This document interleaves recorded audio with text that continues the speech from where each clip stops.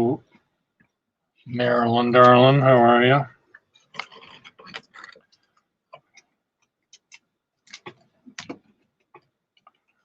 I'm trying to just doodle and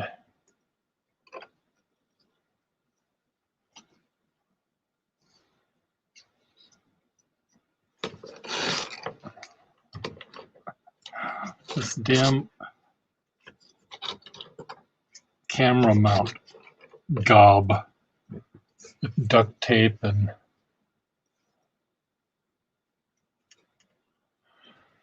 okay. I thought I would doodle with this Parker 51, and this color on Benjamin Moore is called Mellowed Ivory. So what does that bring to mind to you, to your mind? Mellowed ivory.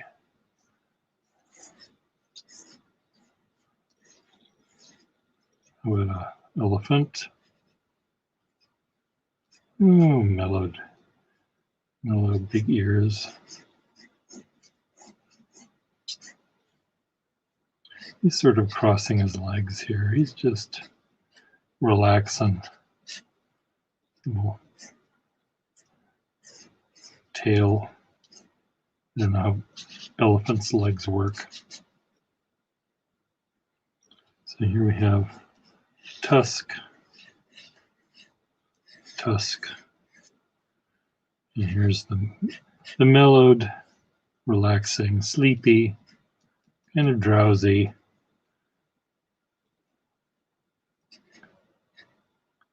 Maybe what? This is not very inspired here, this color. I guess I don't know whether I've ever been mellow in my life. Is part of the African jungle.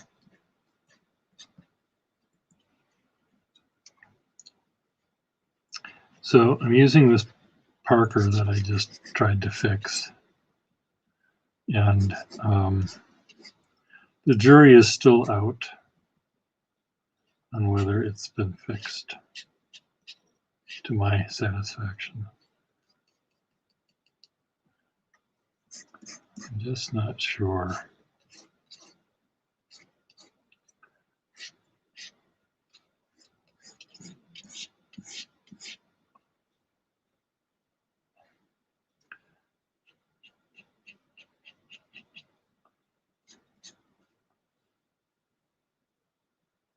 Is the mouth, where are the tusks on an elephant?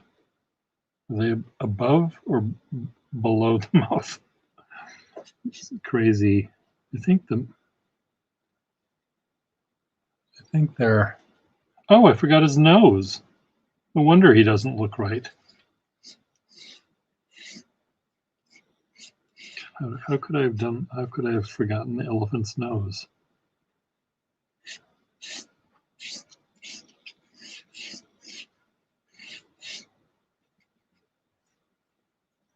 How is that even possible?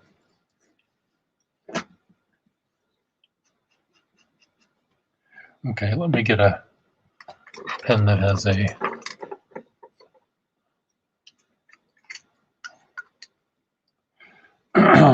Ogden, what's his name? Ogden Nash, in his Words for Carnival of the Animals, said of the elephant, "Elephants are useful friends. They have handles at both ends. They have a wrinkled, moth-proof hide. Their teeth are on upside down outside." So their teeth are on upside down outside.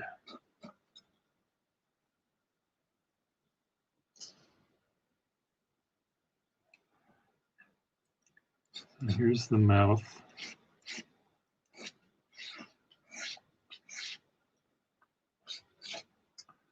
There. Here's my elephant with his legs crossed.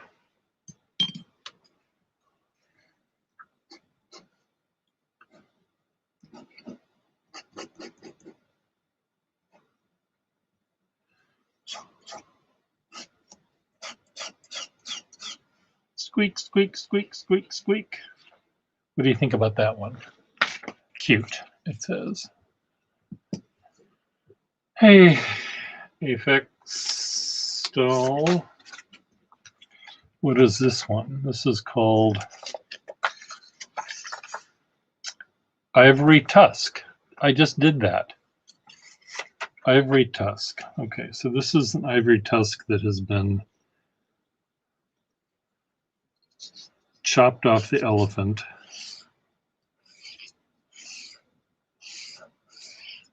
And turned into a what?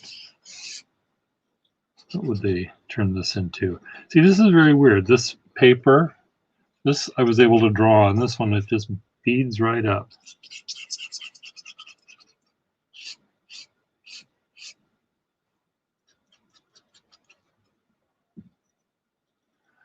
So Mitch, how are you doing?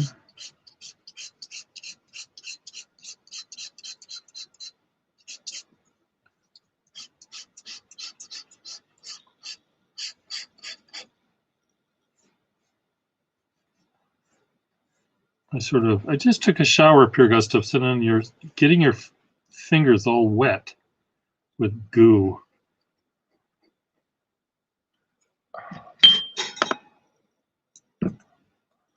A bite to eat currently. Well, when you're done with your biting, and if you guys want to come on here and chat, we can do that. Marilyn will be busy for the next week or something. No, till Saturday, I think she said. So here's the elephant tusk in the museum. Elephant tusk.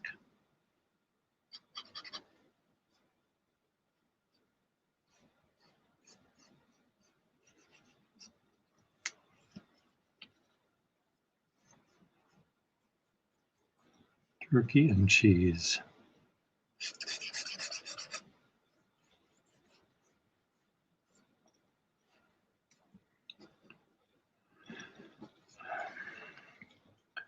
So someone wrote a nice frame today, and I got it. And it's a frame that has 6 sort of postcard frame sized cuts in a mat. So I did, the other day I did a number of drawings, 9 I think drawings of one particular fountain in Boston with different pens, and I thought maybe I would transfer 6 of the ones that I liked best into that frame.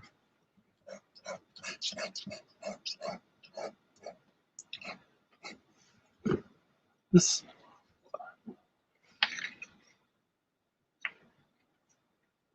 poultry, potatoes, and nicotine.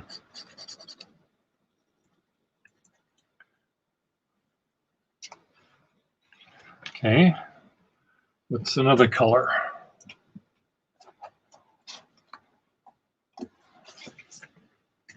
Oops, it's not a color.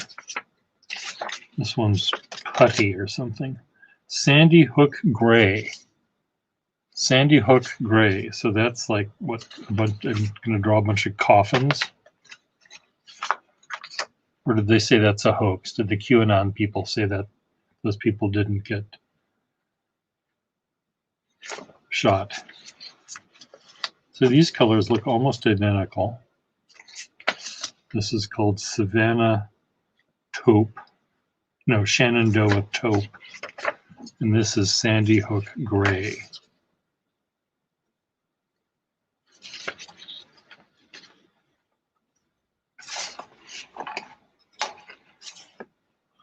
Oh,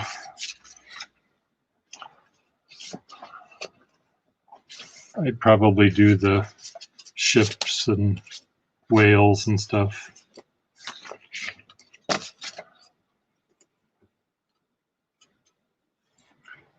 I think in many ways I'm a traditionalist sometimes.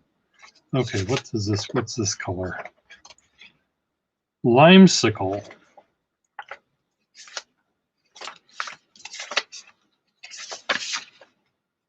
Pale celery.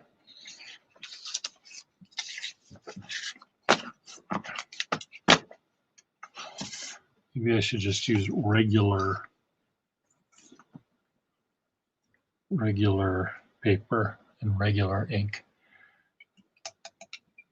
I've been using all of this, mixing this ink that I spilled all over the place with whatever ink was left in a bottle. And consequently, everything is kind of this pukey brown color.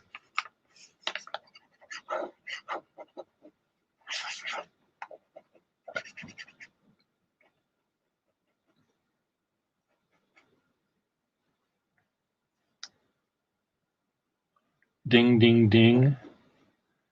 Well, we'll have to have another dinner party and invite the railroad magnate so you can punch him in the face as well. Pale celery is kind of redundant, but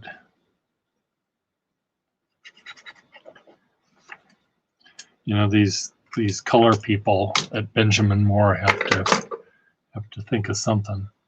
So I'm going to show you what I've done here.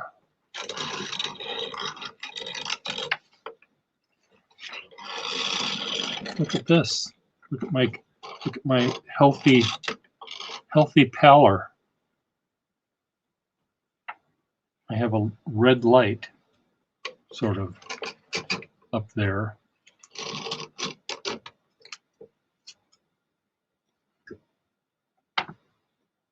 No, I don't think it was crappy this morning. I don't think. This morning was a million years ago. I'm sure it wasn't.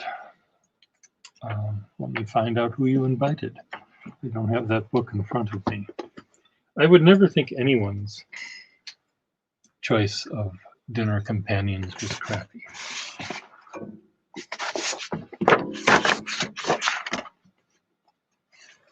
So let's see what you said.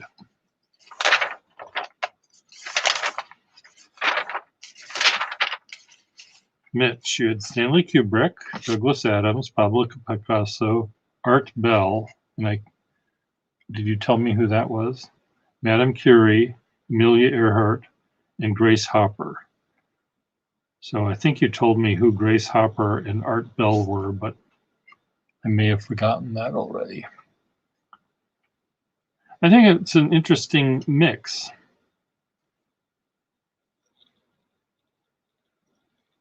It's like their Venn diagrams hardly overlap.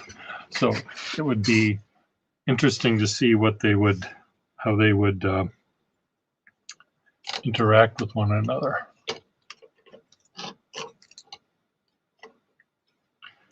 But that's kind of the case with a lot of these people. We're mixing rather than getting a bunch of musicians around a table. People are getting all sorts of different people. Oh, that's right, Coast to Coast. Okay.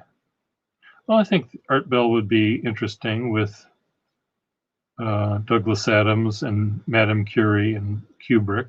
I think they're now that I'm thinking about it, he would sort of pull people together.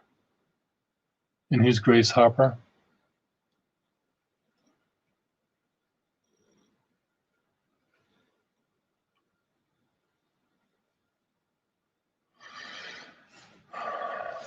Hello, Mighty Mouse.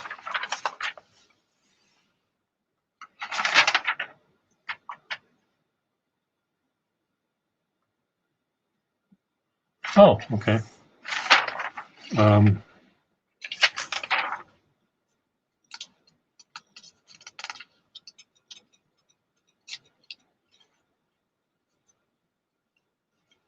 Well, I think that seems like it would be a very interesting dinner party.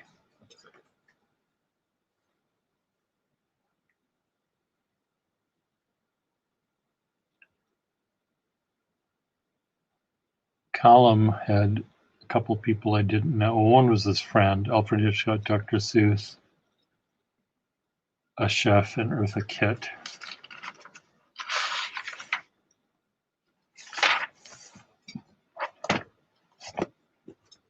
So I'm putting this book right up here next to this picture. Oops, this picture, which is our ideal dinner party.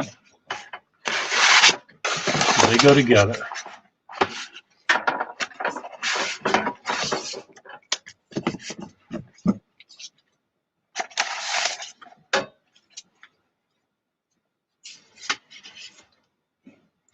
I moved some other furniture around here so I could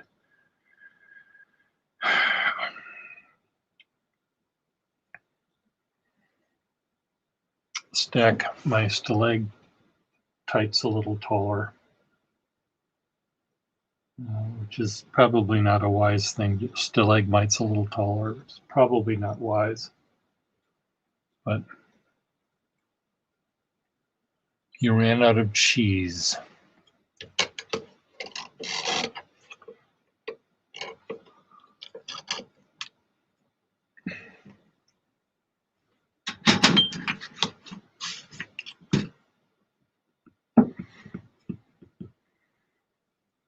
I have the camera mounted differently than I normally do. So I'm going to put it back where I used to kind of have it. Oops, this may not work. This is easier to have it aimed down when it's time to do that. Oh, the letters for the sentence game, you want to play that?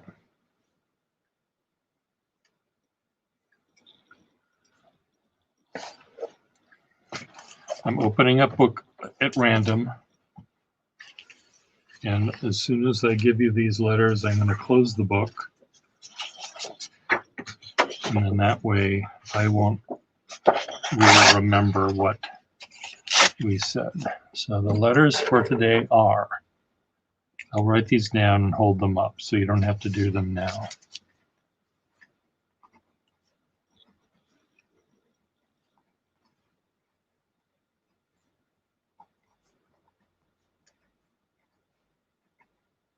This is going to be harder. I'm just stopping right here. Okay.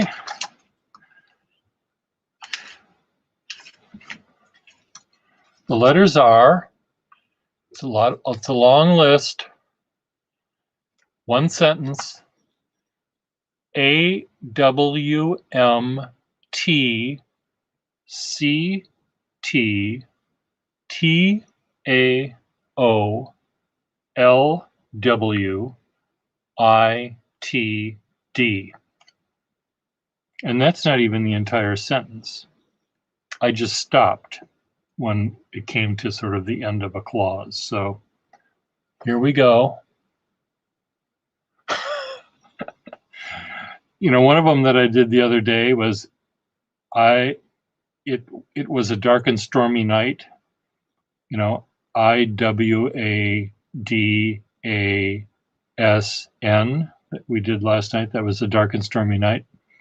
That sentence goes on for about another 25 words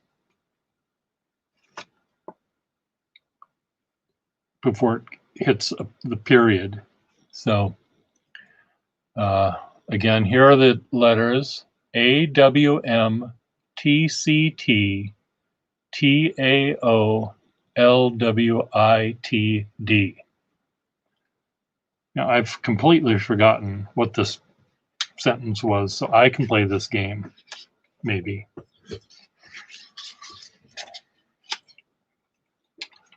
I look like I'm from the old Batman TV show where everything is crooked. It's not a pretty sight. Okay, are we ready to play?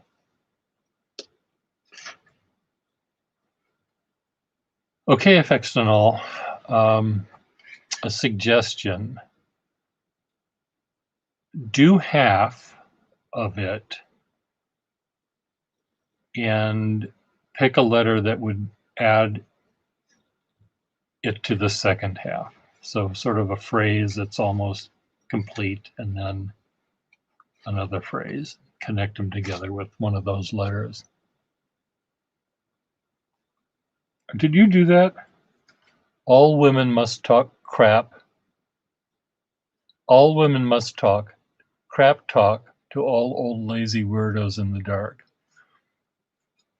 Is that a truism? Do all women do that?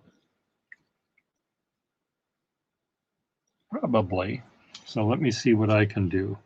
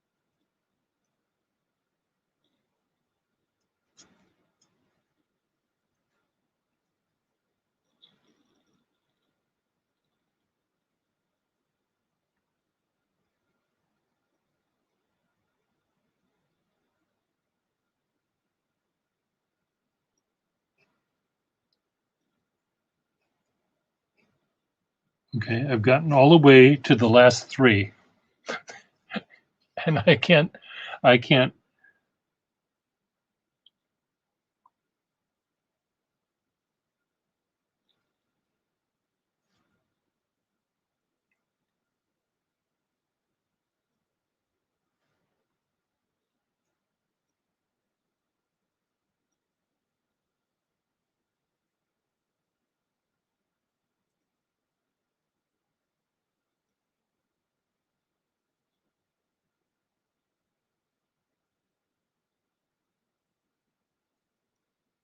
Okay, I figured it out. God damn it, my pen just leaked. It turned my wasn't to a was. So here's my sentence, which you helped me with, Mighty Mouse. You and your sentence. A weird man talked crap, though the actual old lady was impressed to death. How's that? Shows you, huh? All women must talk crap to weird men, weirdos in the dark. A weird man talked crap, though the actual old lady was impressed to death. At weekend meetings, the cat, the toad, and our lazy wombat initiated the dancing. Very good as well.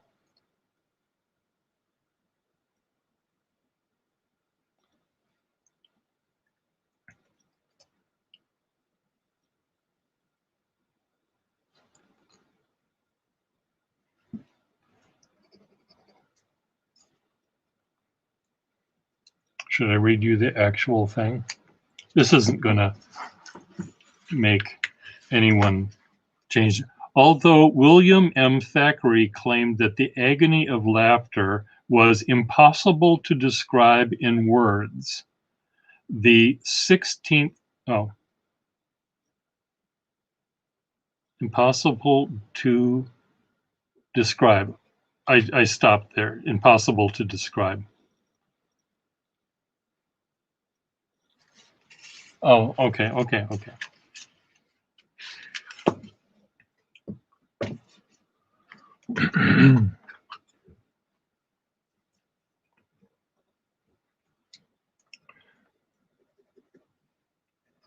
Your turn to give us letters, Mighty Mouse. You won. You came up with 4 of them, 3 of them, 2 of them. So you come up with the words for us.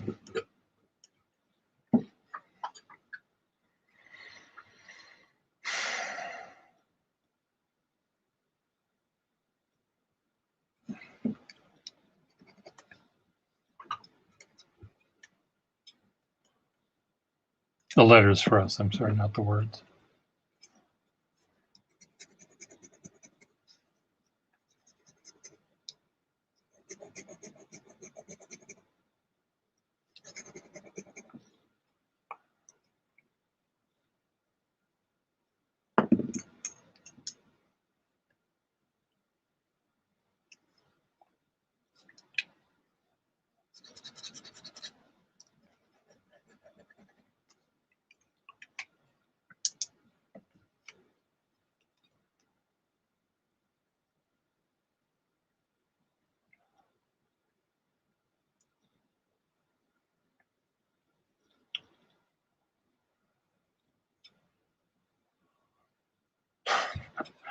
I think Mighty Mouse is pretty good at this game.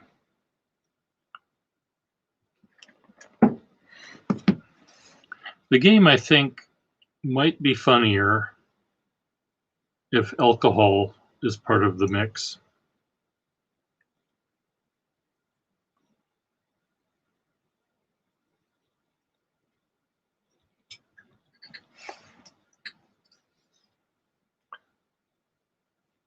Come on, Mighty Mouse, pick a book off the shelf and just pick a page at random and pick a sentence at random.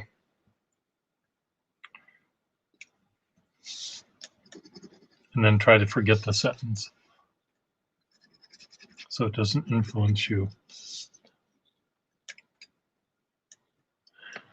Well, I used to drink a lot, as you know, and I stopped. I should have stopped much earlier, but I'm not the brightest light on the porch.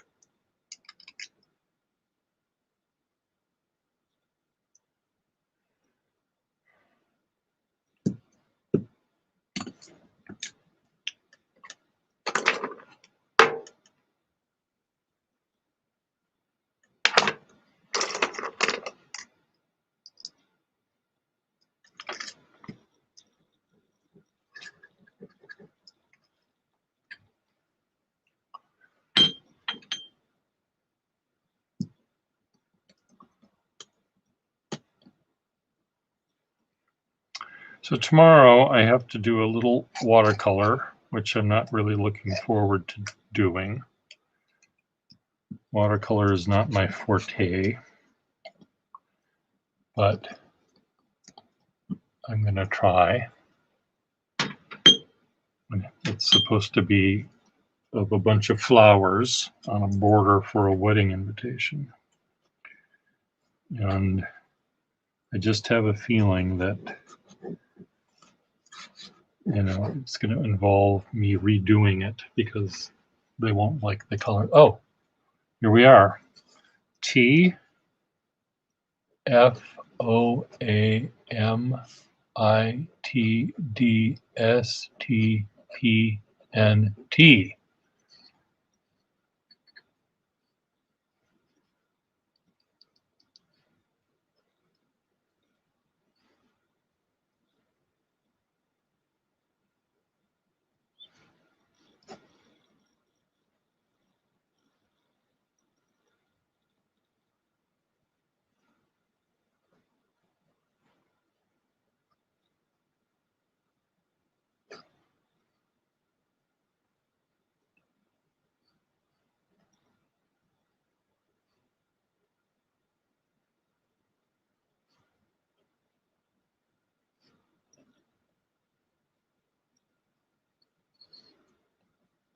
I'm done. Done. Ding. You stopped drinking 20 years ago.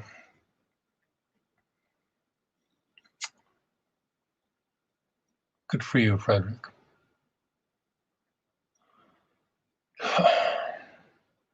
So my sentence is, Mighty Mouse, the family orthodontist, parentheses, a man into teeth, end parend, did suggest they pull nothing today.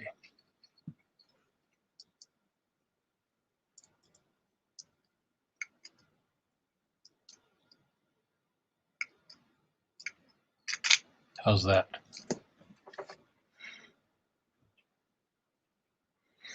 Oh, well, I think I certainly was not doing myself any good by drinking, but I wasn't, going to slit my wrists. I was just going to walk into a lamppost.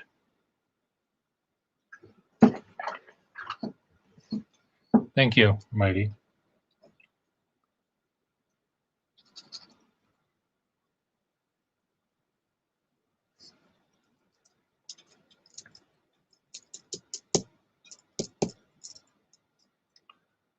So, Frederick, is Parker feeling any better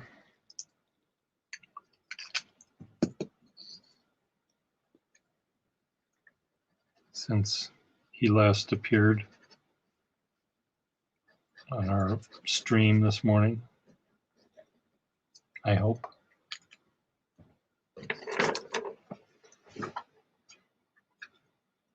Okay. Well, I don't know how he's done so much in his life, his short life, but he seems to have chutzpah and stamina. So the function of a mathematician is to do something to prove new theorems. Oh, good. That's good. Good. The future of all mankind isn't totally determined systematically through paradoxical national testing. See, we're brilliant at this game. Effects to null, your turn to come up with letters.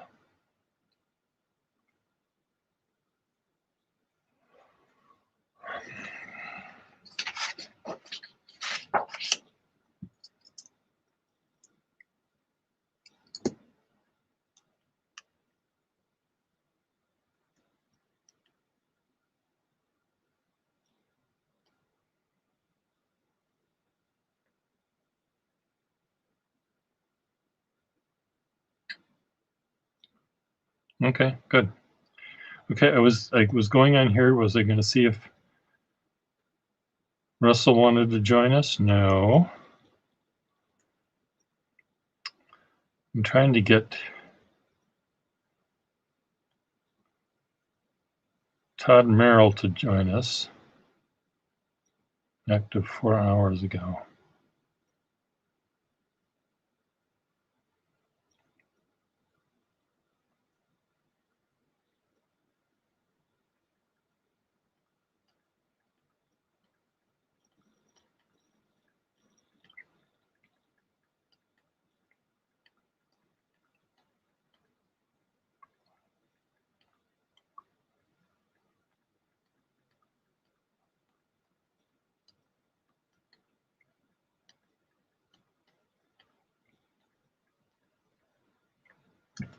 Oh, IJTCOTSPDCTVM.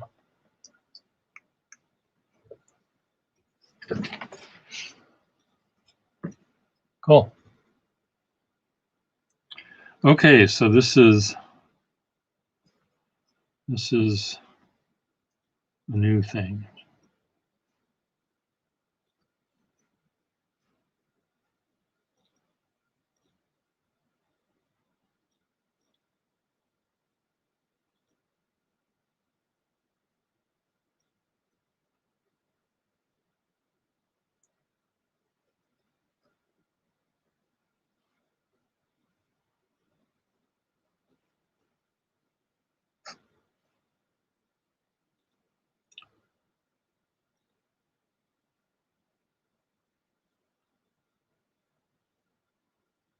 I got the first half of it perfect.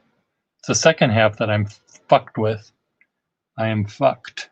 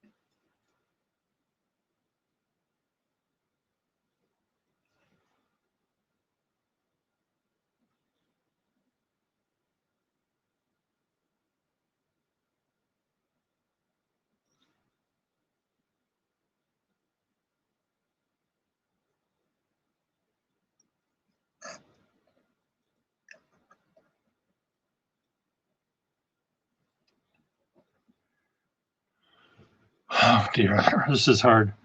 I just took capsules of truth serum / pronouncing damning cult theories very mellifluously.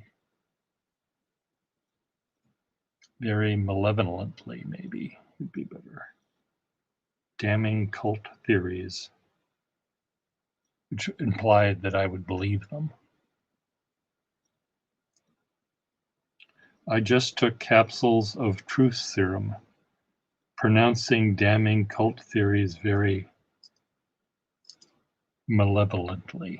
Throw that, I'll change the word there.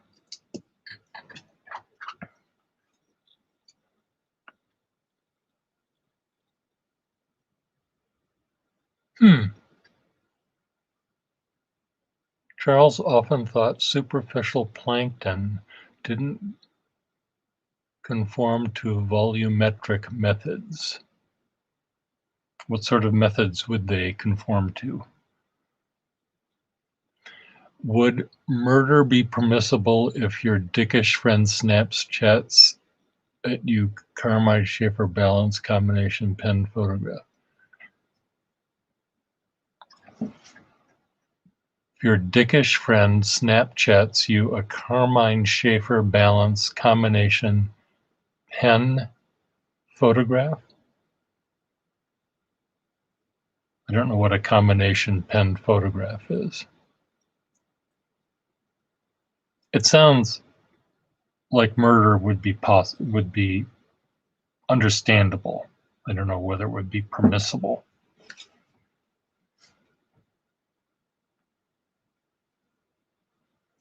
But what's a balance combination pen photograph? Explain that to me, Frederick.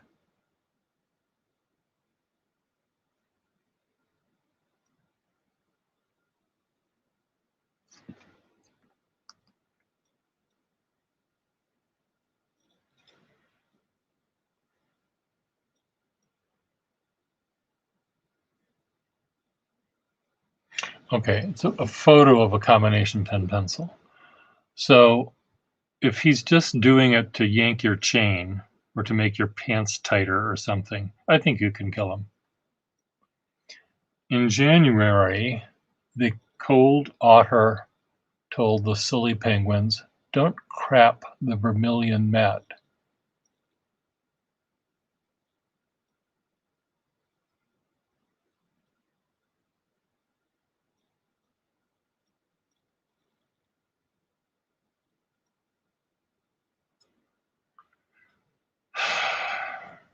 I've never heard of that, and I'm wondering whether that's real or someone just sawed off the back of a broken Carmine and super glued a pencil on it.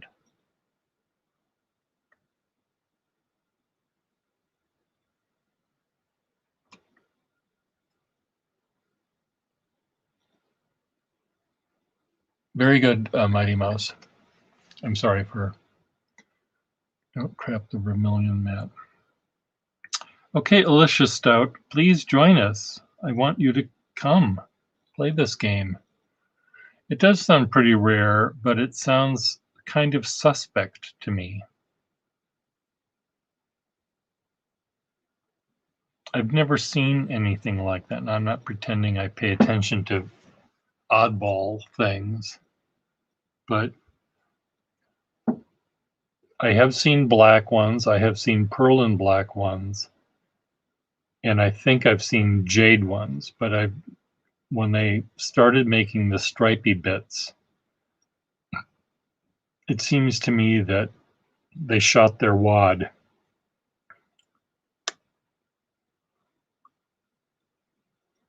You know, I thought, oh, this is a dumb idea.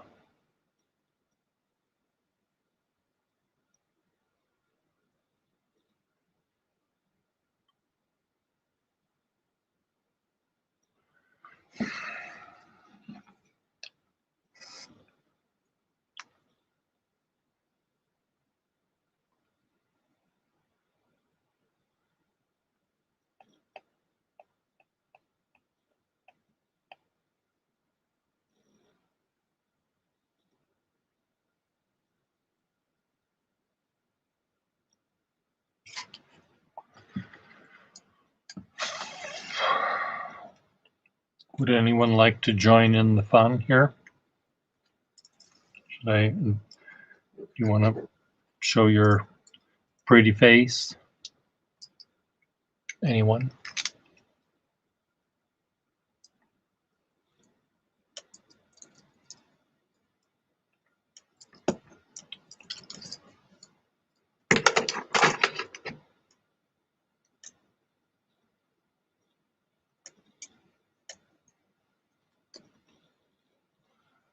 I don't even know what personal pillow time even means.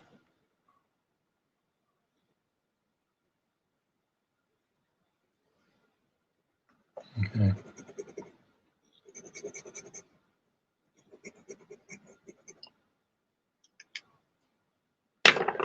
I want that Minnesotan with the pillow, the My Pillow guy, to choke on some pillow shit.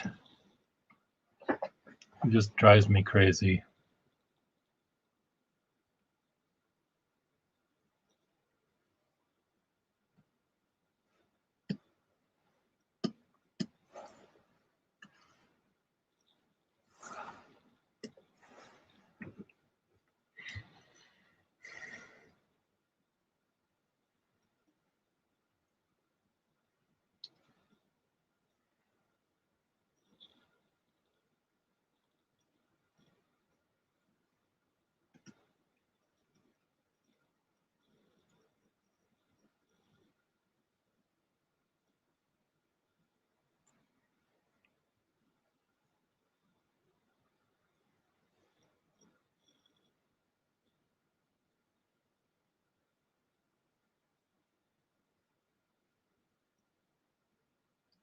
His feathers don't. His pillows don't have feathers in them.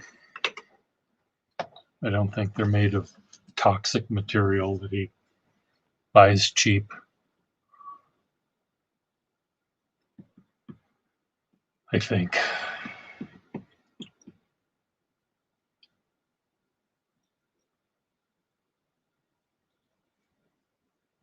Huh.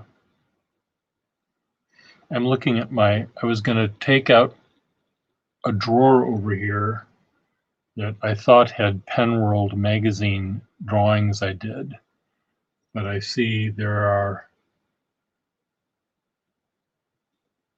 two drawers. Let me just see something here. Let me see if this actually is here or not. I thought that might be kind of fun for me, maybe not for anyone else, to go down memory lane.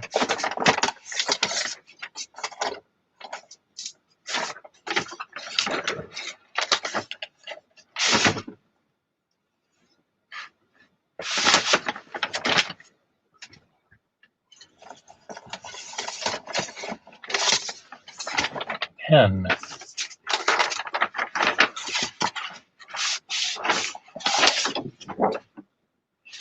Well, that's not very nice. The drawing I just unearthed was quite filthy. I'll send a picture, Frederick, to you. But so here's one of the cartoons I did for Penworld magazine. So there are 3 pens trying to decide who's handsome. Your head is flat and his is too pointed. You're too basic and black and beautiful. Oh yeah, says who? So you don't have a section. I don't need one.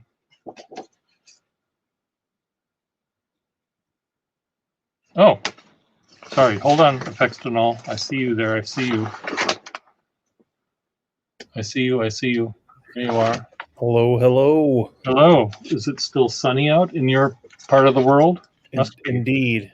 Just barely. The sun will be going down shortly, I'm sure. Oh my God. Here's a skyline pretending to be Jackie Gleason. These are Sweet it is. These are illustrations I did for Penworld magazine that someone thought they might like to see. And those are the originals, I'm assuming. These are the originals. These are the originals. Add the shopping cart, $1 million. $1 million. Add. And, oh, the pen quiz. See, this is I was talking about these. So here's a pen quiz where the flags on, I don't know what the wording was, but the house flags of if every pen company had a yacht club, Oh, what would so they have like custom pennants? Yeah, what would their pennants look like? So you probably can see some of these. I'll just tame it down so I can more easily point to them. Carter Inks. Someone. Yeah, Carter Inks. That's an easy one to pick out. Well, yeah. Okay, it's right there.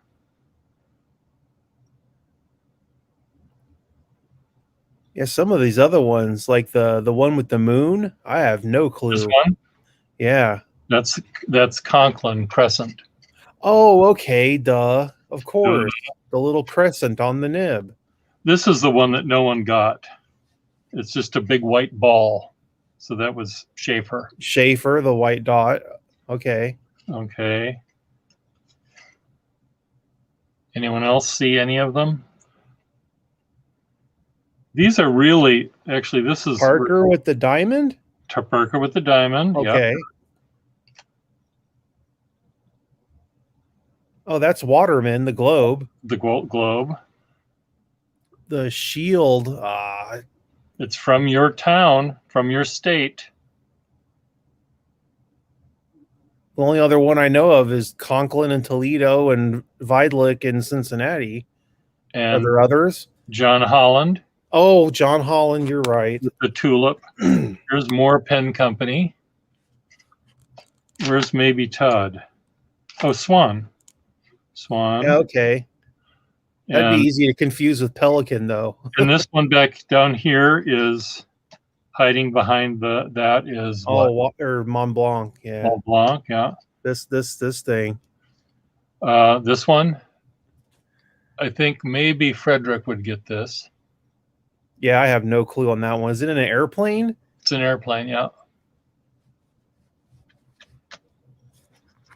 Frederick?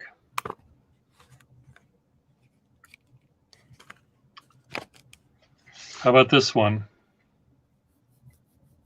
It looks like the CBS logo, but this is actually Eclipse.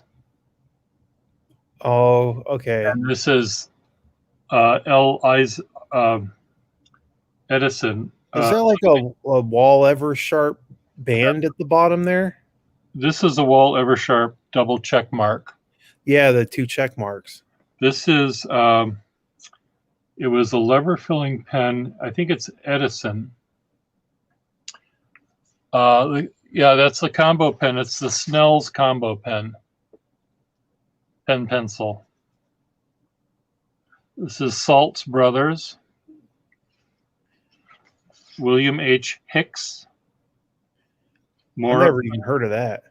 William Hicks, they made silver and gold pens, usually just solid metal. Oh, so like not even like overlays, like solid ones. No, they're very simple, and they were a jewelry company, I think, but they had they made their own nibs and stuff. So this is Morrison, I think. This is Sager's Barrel of Ink. Incograph, Joffrey. So some of these were weird. Okay, then we have this one. Oh, this was a fun one. Chugga chugga choo choo. This is in this picture find. So this was hidden pictures. So in this picture find, the Waterman logo. Oh yeah, the big globe on the front of the boiler. This cow catcher is an adjustable nib. Yep. There's the double check mark. Here's a Waterman lever. I would have never got that lever. There is a Conklin lever. That's a Eversharp, a Vacuumatic blind cap Tassie. Indeed. What's this? Oh, a snorkel. It's a snorkel thingy. Yeah, sack protector and snorkel tube. This is a Chilton Nifty Nut and its lever. What's that? The Waterman 100-year pin thing that's ribbed? Close. It's ribbed. It's the Eversharp repeater pencil. Oh, yeah, they have the little derby thing on top of them. And what's this? Like a desk pen trumpet? A Parker Duofold desk pen. Okay. This is the Conklin Crescent. What's this? Ooh, the pump for second gen Vacuumatic. Vacuumatic lockdown.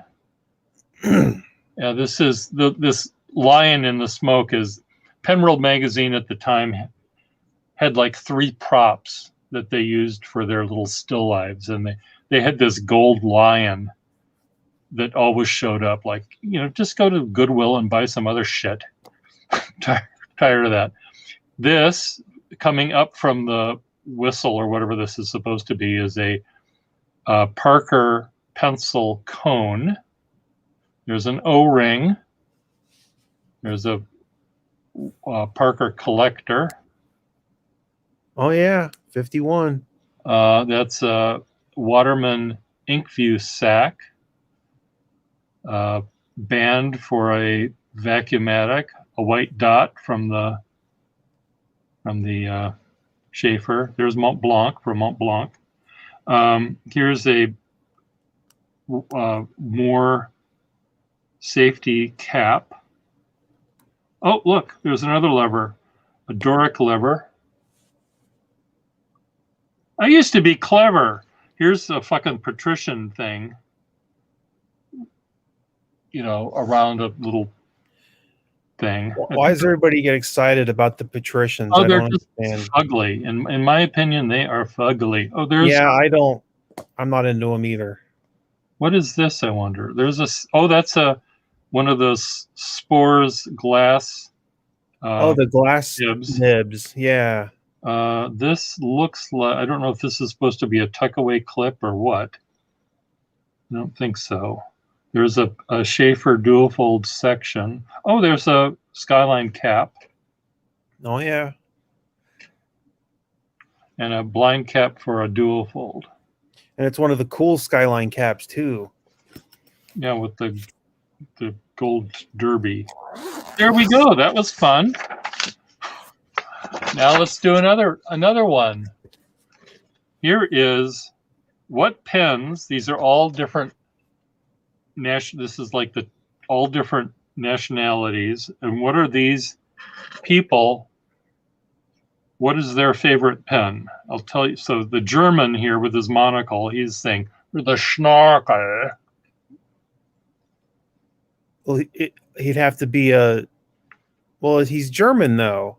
So would he have a Schaefer snorkel? Well, he might not, but it's just, I mean, none of these people necessarily would have had Oh, any. I was gonna say like a German, he'd have like a Mont Blanc or a Pelican, right? And what is this?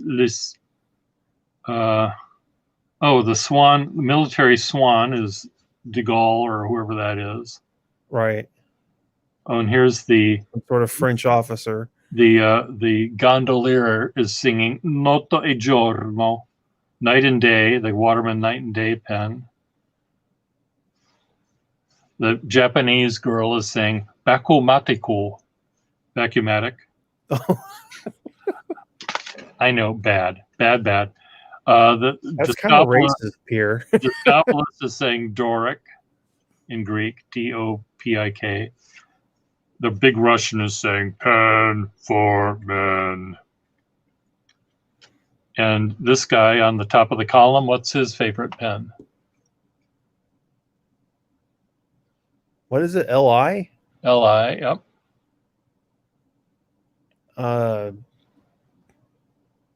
What is Roman numeral for L? What's Li in Roman numerals? Oh shit. Oh, 51. 51. Oh. Okay, and this guy, this pirate, in speaking in Spanish, says,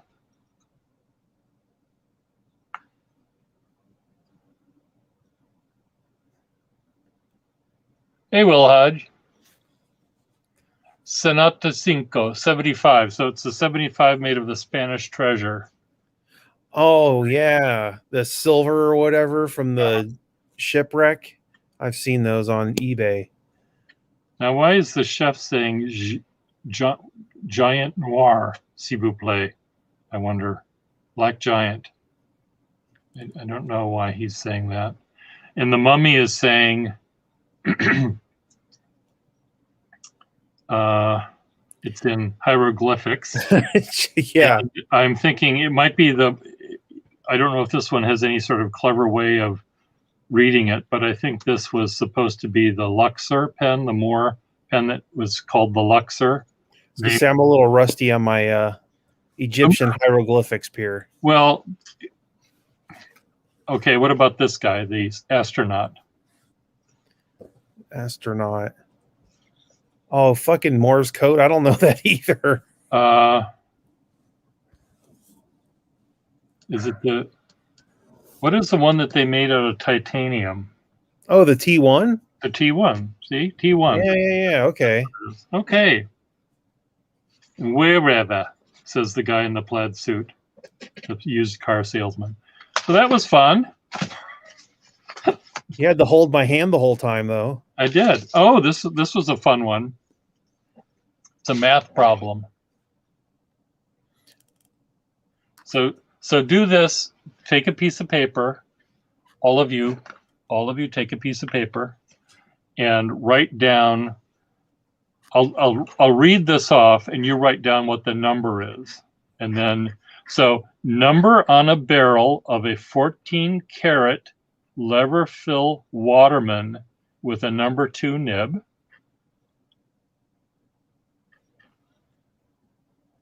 Number on a barrel of a 14-karat lever fill Waterman with the number 2 nib. Well, that's 552. And then subtract the percent of more ink held by a vacuumatic. And I don't remember what that was, but in their ads they said holds blah blah more ink. You don't know that. I don't remember that. 552, he got that right. Percent of more ink held by a vacuumatic. Was it 102%? Yeah, I don't know if it was a weird number like that. I can't remember. And then you divide that by the square root of number of years a Waterman 100-year pen is guaranteed. Okay. Oh, well, The square root of that is 10. a little self-explanatory. Okay, so 552 minus 102, which I think is what 102% more ink, is 552 is 450 divided by 10 is 45, right? Okay, subtract from that number the number of quarters you would spend in 1928 for a number 7 ripple. Goodness gracious. I don't know what the retail price of a Well, their ad 1920s said Waterman was. 7 nibs, number 7 pen, $7. Is that what that means? I never knew that. Well, I don't know if that's what it meant, but they were $7. So you subtract 7 from whatever that number was. I've already forgotten. 45. Okay. And then you subtract again the number. Okay, here you go, people, Waterman people.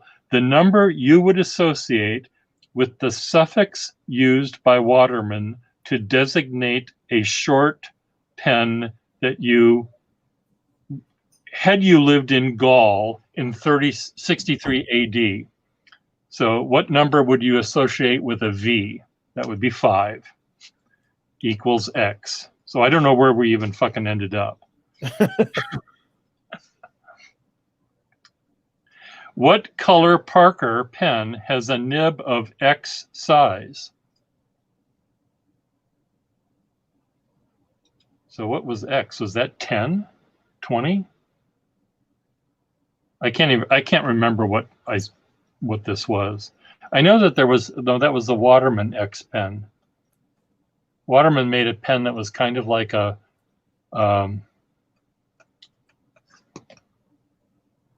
it was an aerometric. No, it was like the 61. Waterman made a 32, 17, $7 pen, $7, $5 pen, $5. See, he knows. Hello, children, says Kesh. Okay, the number of times you pressed the ribbed bar to fill a Parker, 41. Is it 5? 4 or 6, right? Huh? It's 4 or 6. I can't remember. Yeah, I don't have a 41 though. These are things that I can't remember. Number of tines on a music nib. That's so it's 4 to the power of 3 is smaller, equal to, or greater than the number associated with a 14-karat Fifth Avenue pen set. So that's 64, the $64 pen. Frederick says X is a counting nib on Parker 45. That's not true. X is extra fine because I have Parker 45 nibs with A on the collar. That has to be an account nib, right? Who knows? Again, I can't remember. I can't honestly remember what this was. Okay. And then what you find plus what you find in an empty vac filler.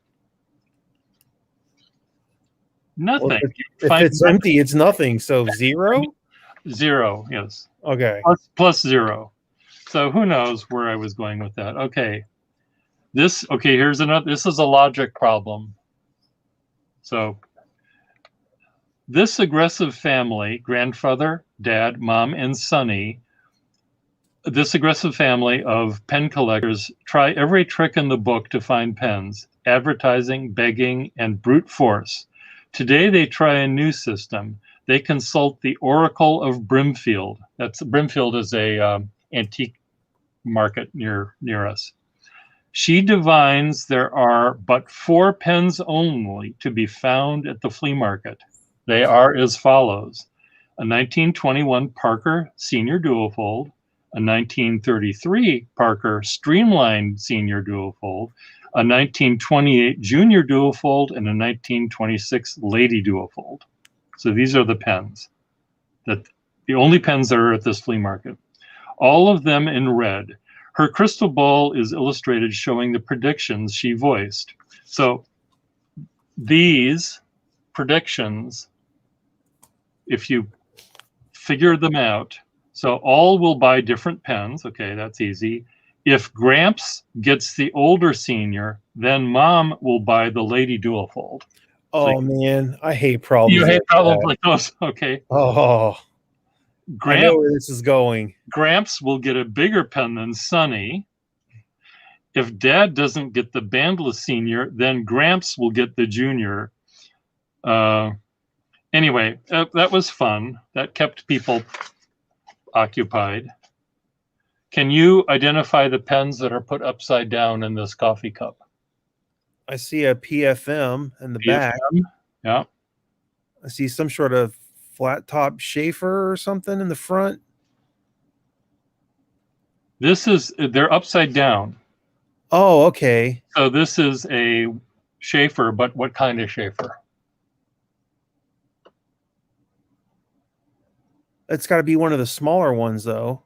Well, it's a lady's pen. Lady Schaefer. Yeah. Okay. What's this one?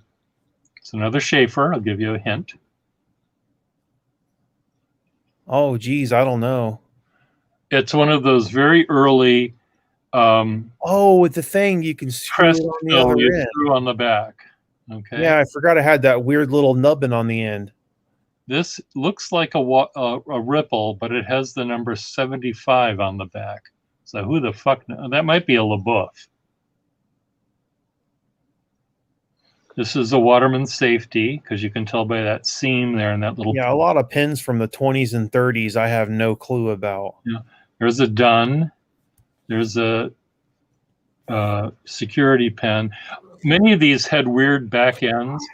Like this one here is a sterling silver Swan military pen. That's a Ingersoll pen there with the upholstery tack. And this is a Carter pen. They had these really weird. Frederick says the 75 would be a Holland. The 75 is a Holland? That's what he said. Okay. I have no idea. It could be. It could be. I didn't really know Holland pens. This is a 100-year pen with the broken, corroding end. Oh, yeah, the little crystally, crumbly. Uh-huh. And this pen-pencil combo is a Salts pen. This one has a C on it, which is Schaefer for casein. Oh, that weird material? Yeah. And that's a Camel pen there with that blind cap. Well, I never even knew how to pronounce that. So it's casein, huh? Casein. Okay. Okay. What are we supposed to get it wet or something? Because they can like dissolve with water or something? It can dissolve in water. So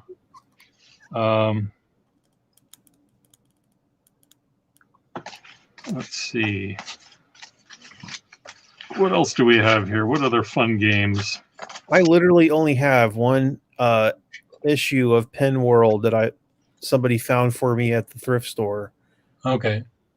Do they still make Pen World, or is it? I think they still do. So here's the Graf Zeppelin dropping its mooring lines here on Newark, New Jersey.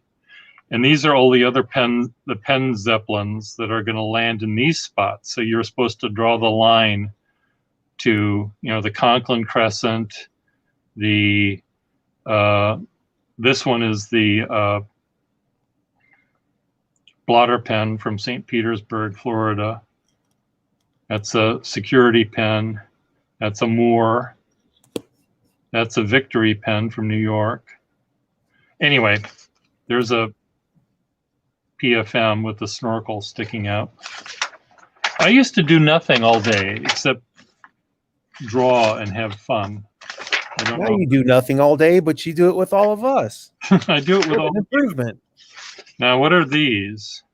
This is, I think you have to match the nibs and the feeds and the sections and the sacks and the barrels and the caps. These are all completely different parts that you have. Yeah, I might be able to match 2 or 3 of them, but yeah, that's about it. Well, the feeds and the That's true. I know like which weird feeds, like Eversharp had their own weird feed, and Schaefer feeds and Parker feeds. Yeah. Waterman spoon feeds. See, this was the first part. It says this box contains the parts of a good many pens. The parts have been spread out and organized by category. Distinguish the one pen that can be completely assembled. Hint: all remaining pens lack just one part. So that was that game. So whatever.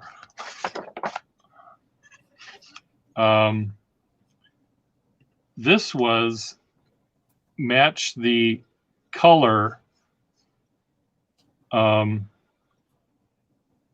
There were weird pen colors for Dorics.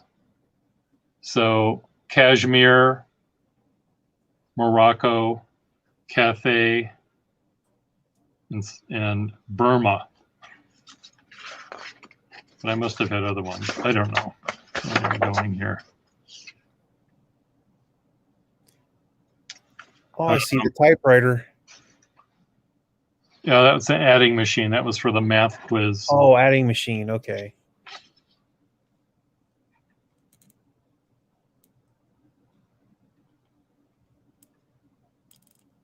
See, this is another one of those logic games that makes your head explode, so we don't want that. Hey, Conklin. Oh, yeah. So this one, what is this for? Oh, the Conklin was the only pen that you could assemble out of those parts. Oh, that you had all of the parts for? And these are the parts that are missing on the other ones. Right. I used to be clever. Oh, come on. You're still clever. This was Vanna White doing some sort of... Oh, this will be fun. So these are all missing letters. Buddy.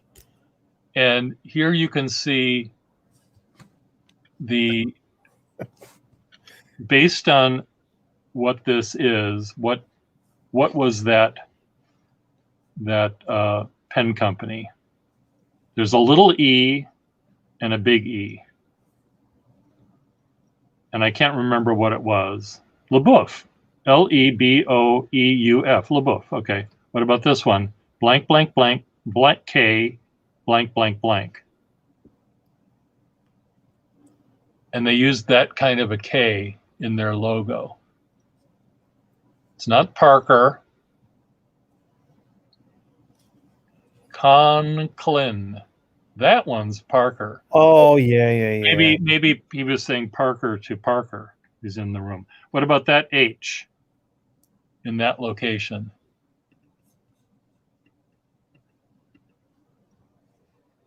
Ever Sharp. They had that sort of diagonal. That's Waterman. Start out this one with an E. No, that's Esterbrook. Esterbrook, yeah. And this one, this one has an E, and the E is connected with the N. You won't get this. It's an Edison pen, but they had a big long line between them. In this one, two O's intersecting. Oh, more? More, yep. Oh, there's the Holland. Yeah, Holland, because they got that funny H. Yeah. And this is C and a small c. Who did that? Oh, I know. I do not. Crocker. Oh, and there's another weird H, but it's at the end. That's a Incograph. This is two F's. That's a Jiffy pen, Salts, and Schaefer's. I've never heard of a Jiffy pen. Jiffy was I don't know what kind of lever. I guess they had levers. They were sort of hard rubber, shaped like a torpedo, like a Zeppelin. They oh, here's the hairline crack. Oh, that's another.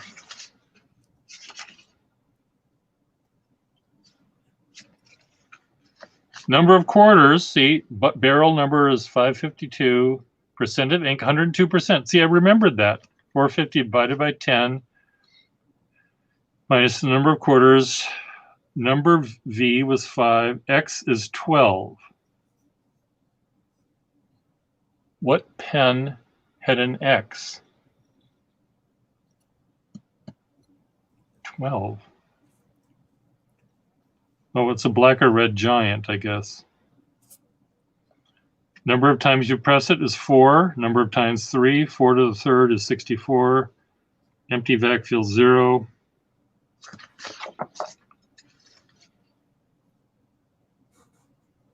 Okay, this is a Waterman 7 test.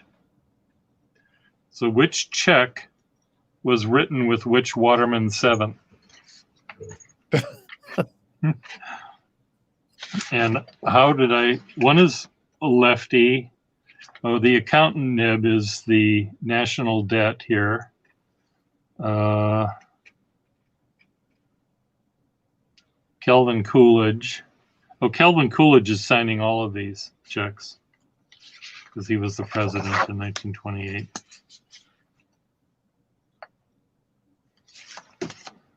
Anyway, I had fun doing this once upon a time.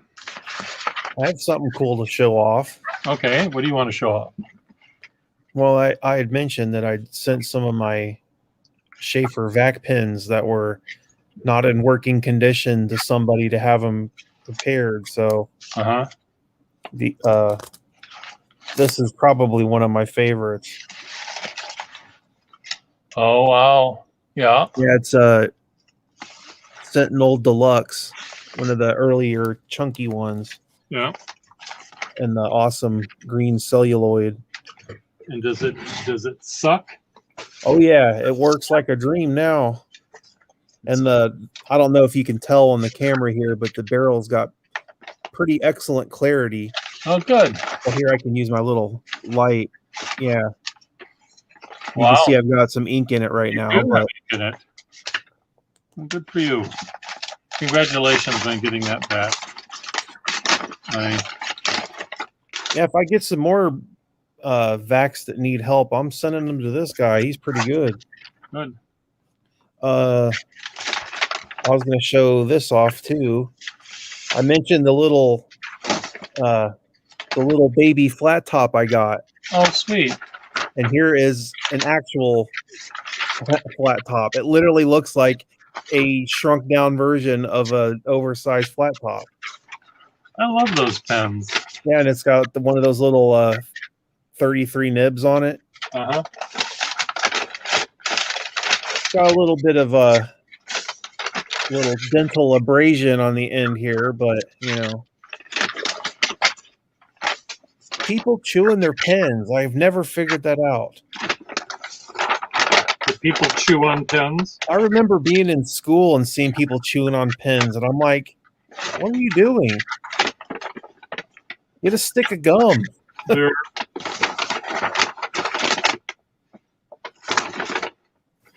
Here's another one of the ones that I got repaired. It's one of those the wideband Schaefer vacs. Those are fun. Yeah. This one has a super awesome nib on it. Wow. This one's got a big old blob of iridium on it. Yeah. So cool. it's a pretty nice one.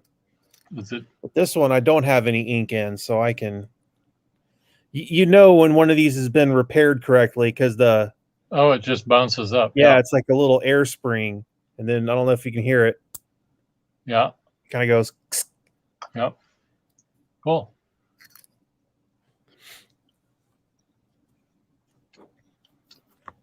Let me think. What else? Well, that balance that I got from you, the black balance. Yeah. I shined it up a little bit. Oh, good. It looks. And the nib on this thing is really fine. Yeah. It's not crazy, but I mean it's pretty fine. I've really been enjoying this one lately. Oh, good. I'm glad. Because I'm sure I've showed you this before, but this is my little box that I keep my currently inked pin stash in. Oh, nice. Yeah. So I've got room for 6 pins in there, so that's pretty much what I have going at any given time. But I've got the balance here. I got a snorkel there, a Pelican 400, another Vac Schaefer, that red one that Parker loves so much. Yeah. Aurora 98 and an Aurora 88. Oh, good. The two Aurora that you got. Aurora, yeah. Yep, Parker Schiavello. We're all weird, wild nerds. Oh, yeah, I have an embarrassing admission as well. Uh-oh. I was working on some pins last night, and I've got this. Where the hell is it at? This thing has been a problem child and a half. I've got this cool like burgundy Eversharp. Yeah. What's wrong? And I got the pin without a nib. Okay. I had another Eversharp that was basically ruined, but it had a really awesome sort of flexible nib on it. Okay. And I really wanted to save that nib. So I married the two and made this out of it. But then I had the problem of this nib sticks up higher than the cap would allow. So it would just start to hit inside the cap and put it on. So I had to get my Dremel in there and make a little tiny bit more clearance in the very end of the cap. Okay. I think I've got this pin working awesome now. Okay. Schiavello is saying he's coming for that red pen, Mitch. Oh, from my cold, dead hands. You better figure out a way to place to hide that. I'll have to hide it in my prison wallet.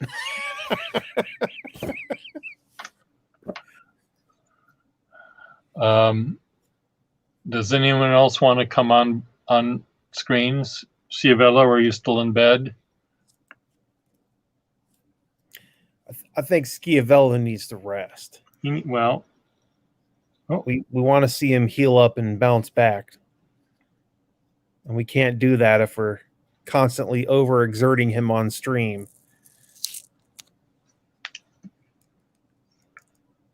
Apparently Parker thought my joke was funny. The prison wallet. I'm going to get a glass of water. I will be back. Does anyone else want to come online? Marilyn will be away for a few days because she has to work. But anyone else want to come on? Schiavello? I have a tip for you. I'm sure some of you are probably wondering, what the fuck am I wearing? This little U-shaped thing? Those are little light bulbs. Yeah. This is my neck light. Oh. Dude, this is the handiest thing I've ever had in my life. Okay. I can walk around my house in the dark and this thing's like a headlight. When I'm playing with pens or reading a book or anything, like having a little light right here is super duper useful. Oh, great. I should get one of those. So I recommend people, if you're constantly finding yourself in need of some more light, definitely check out I am a total neck light convert myself. It looks stupid, but it's so handy that I end up just wearing the stupid thing all the time. Because I'm always, fidgeting with a pen or whatever. I don't think I've showed you this before, everybody. This is one of my Pelican M405, because this one's got the rhodium trim on it. And my favorite Pelicans are usually the ones with the blue. And this one's an extra fine, which for a Pelican is more like a fine or even a vintage medium in some cases. But yeah, I likes the little Pelican 400s.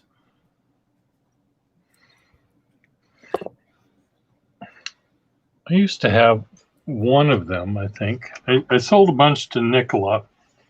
I bought some I think I sold one to another friend in Boston, then two for nickel. I had a white one with amber innards, the amber barrel, but and a big red one and a big medium green one. But I don't really need to collect European pens. I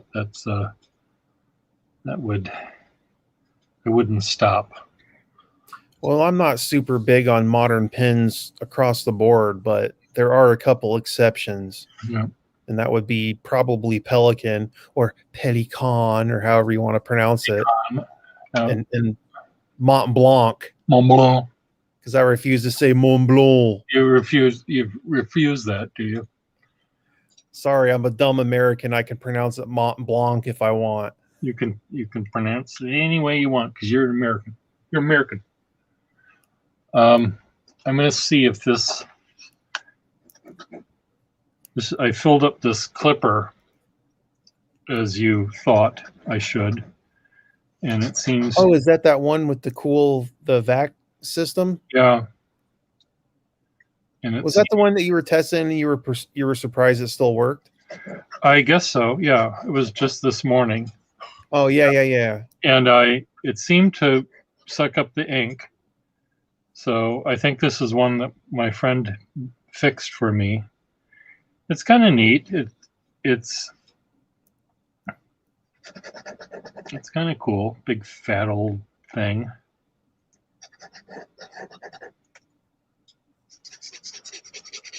I just think it would be cool to have one of those early vac pens.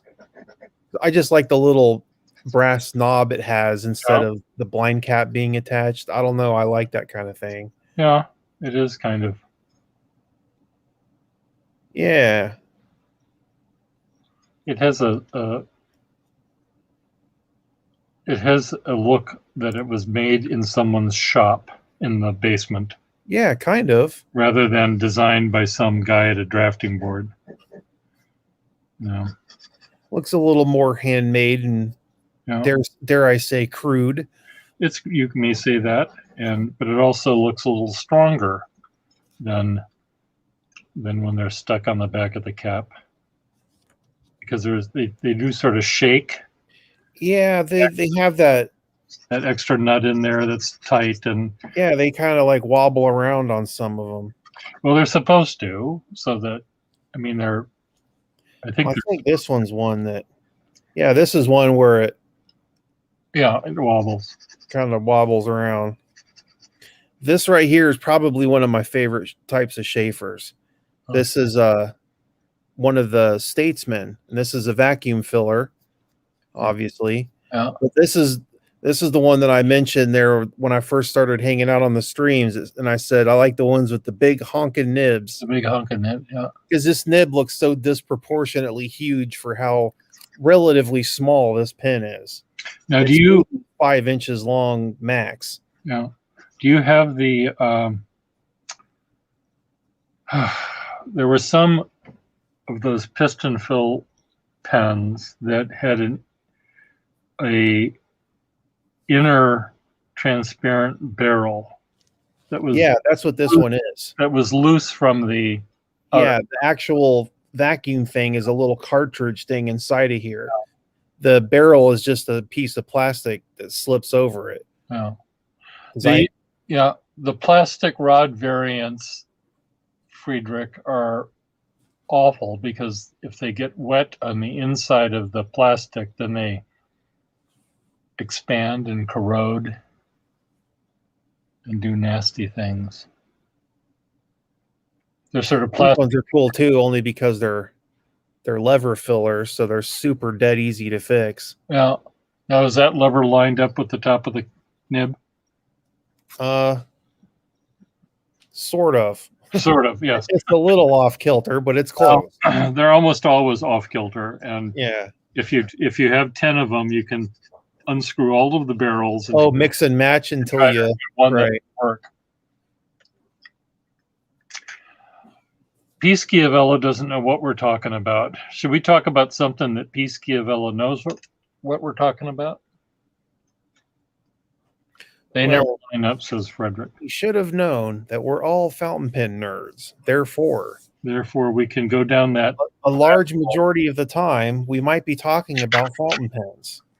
Well, I know, but when he's here, just because we enjoy causing his brain to explode, we can play with him, and we can torment him and pull his legs off like we do with our dog-leg spiders. I'm trying to get other people to show up. What's wrong? Mighty Mouse says, fish, let's talk about paper fish. Oh, like those ones Pierre was making out of cardboard? Yeah. Is that what you mean, Mouse? Yeah. She really likes those fish. Oh, I like them too. I thought that was a super clever idea. But you can see them on my Instagram easier than you can see them on my camera.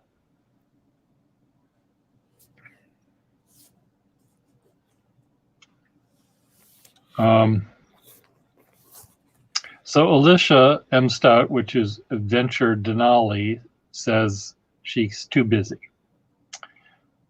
And where's Russell?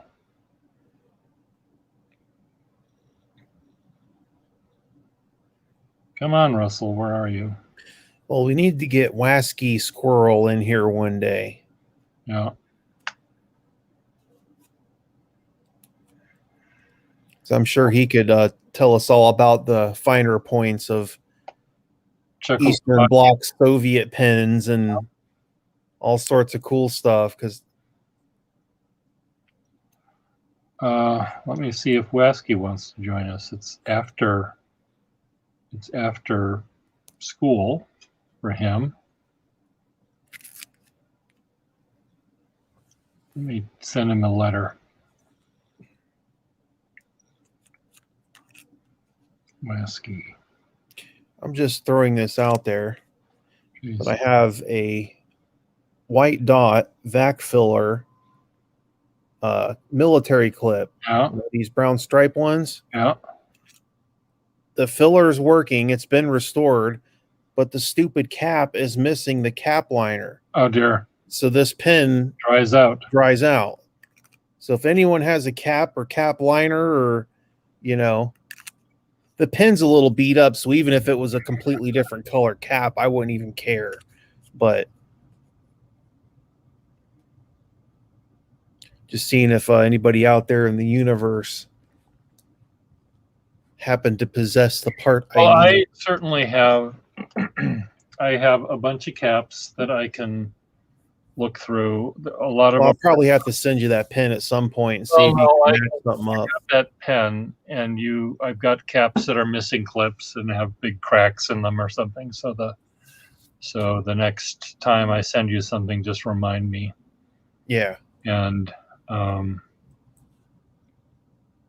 Frederick says he has a cap he could donate to me. Well,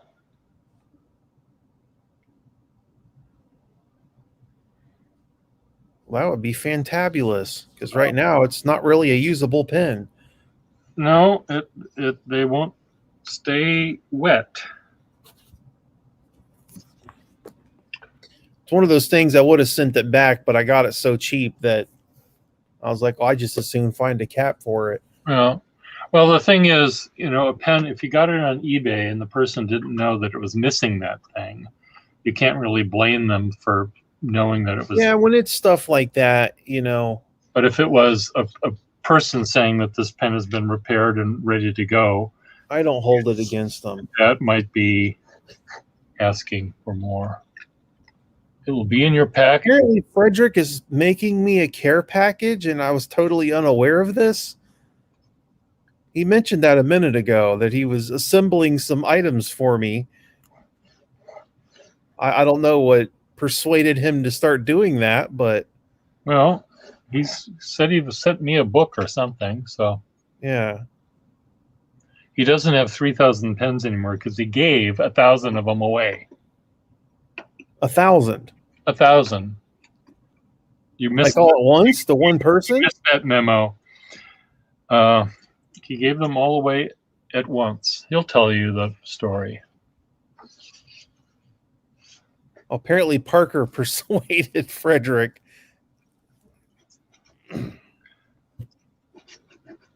They were, as he described them, all steel-nibbed third or fourth tier pens.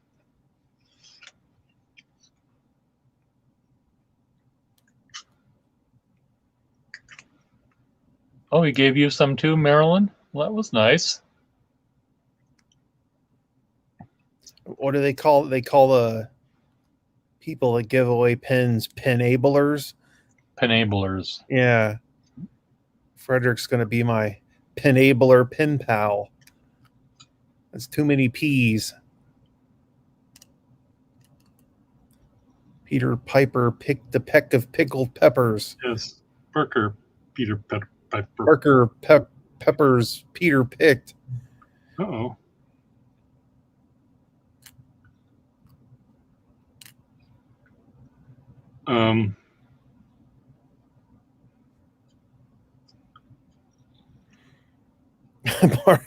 Parker says, gonna send you to Penhab. Just about gonna need that. Time for another sentence game, since we have 12 people in the room while we're waiting for other people. Do you want to come up with some letters, Effextinol? Did you do that already? I'll do some more. I got one last thing. Okay. I showed you this once before. This was the very first vintage pen that got me back into pens. Okay, yeah. That little Lady Corinth or whatever. Now, Corinth, yes. There's the sack and everything that's in it. This pen has the issue where the feed sticks out pretty far back here. Uh-huh. The feed nib sets real deep into the section. And when you put a sack on here, this sack is about as big as you can get in the barrel without constricting it. Yeah. But the sack is tight against the feed there, and it doesn't want to let air back up into the sack. Oh. So what do I do to fix that? The pen writes great for like a page or two, and then it stops because it's not. I would. So the feed extends back further than the sack nipple. Yeah, here's the little thing for the sack, the section, and then the actual feed is sticking out to like here where my fingernails are. Okay. Well, you could file down the back of the sack nipple. I don't know. I'm wondering, like, maybe if I got a sack with one of the little necks on it, where it kind of goes out, that wouldn't fix it. No, that won't work. Huh? I don't think. Well, I'd love to make this thing write reliably because it's got an awesome little stubby medium nib on it. Okay. I would take the sack off and maybe file the feed. The feed and further back than the sack nipple is not doing any good. It's not providing. Yeah, I know it doesn't really do anything at that point. Any help. So let me edit, paste. I mean, I guess I could just cut it off. One of those little Waterman feeds is not hard to get. They're not rare. No.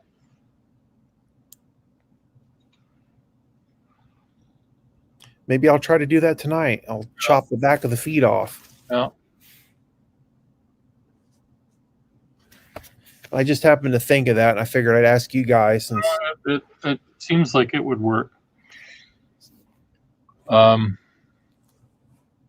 Okay, do you have pick some letters for us, Effextinol, that we can play the. All right, let me this game. Grab a random book here and let me get my notepad that I was using for the game here. No.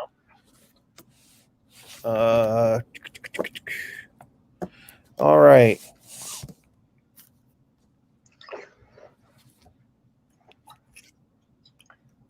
How about? Okay. Oh, hold on. I have to write this down. All right. Tell me when. Okay. Start. D. V. D is in dog. D. Okay. I. T. S. F. S. A. O. P. Mm-hmm. T I S O. Is that it? Yep. Okay. Let me get Marilyn in here, and then I'll put my thinking cap on. Whoa. Castrato. Okay, so let me work on my sentence. If someone else comes on waiting in the wings, let me know, and I'll see if I can. You won't see that they're waiting. Tell me if you want to get on. I'll and someone read their thing, and then I'll do it. Okay, so DITSFSOPTISO. Yes.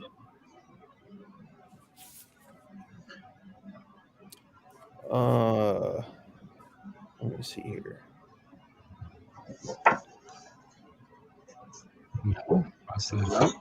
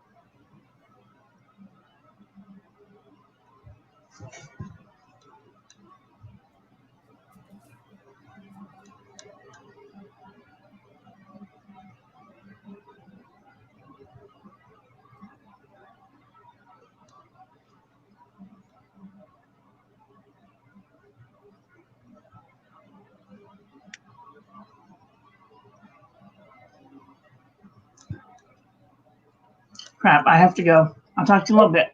Oh, sorry. Bye. Bye. That was fast. That didn't last long. We were all engrossed in trying to come up with a sentence here. I feel like you now, Pierre. I made it halfway through and hit a roadblock. Well, I went halfway. At the halfway point, I went down a bad path. But do I take something for Saturday's Asiatic orgy, providing they improvise some origami? Ooh. Why does the orgy have to be Asiatic, though? Because there was an A. Oh, okay. I could have it all day orgy. But see, Asiatic had to deal with origami. See, I had to pull that in. Hold on 1 second. I'll be back.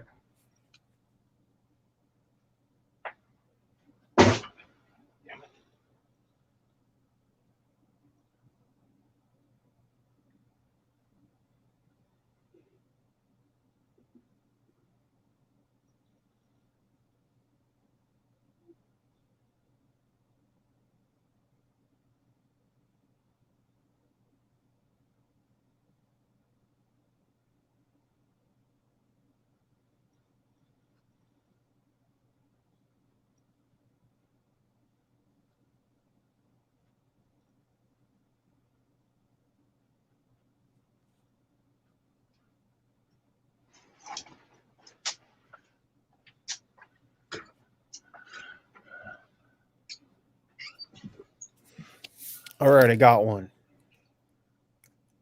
Okay, what is yours? Mine is deep in the soggy forest. Sarcastic animals astound professionally trained science officers. Astound. Isn't astound with an A? Yeah. Soggy animals astound. Oh, I did 2 A's. Oh, Yeah. whoops. Yeah. Soggy screwed up. animals outwit. maybe. Okay, yeah, that'll work. Outwit. Outwit. There, you fixed it for me, Pierre. Thank you. And Mighty Mouse said, Dragonini is semiflexerden alto oblique pen, the Italian salesman. Wow. Very good. The fountain pen related one. That's expert level. That gives you extra points for that one. For sure. Gold star. And my Asiatic orgy, Saturday's Asian orgy provides. Because they're only on Saturdays, every other day of the week. They're different flavors. Okay. Anyone else have a sentence, or do we want to get Parker in here for a minute?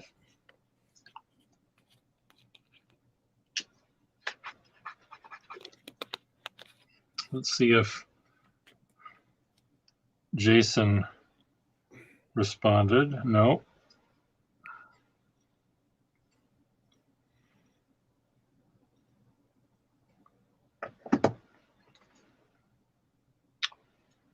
I guess I'm looking from side to side because my camera is now right in the way. I'll do this. How about that? Well, my problem is I've got this Mac laptop and my camera is like here. And anytime I try to hold something up to the camera, I'm kind of doing this because I don't really know where it's at. Yeah. No, it's not easy. It's a little counterintuitive. Okay, Marilyn, here you go.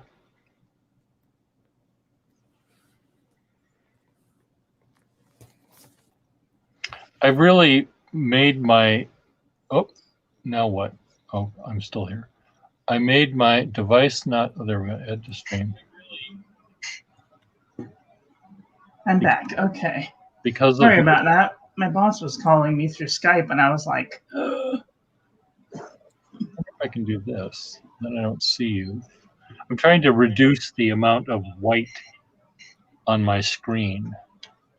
And I did that pretty well today by moving, shit. What happened? There it is. that's very interesting.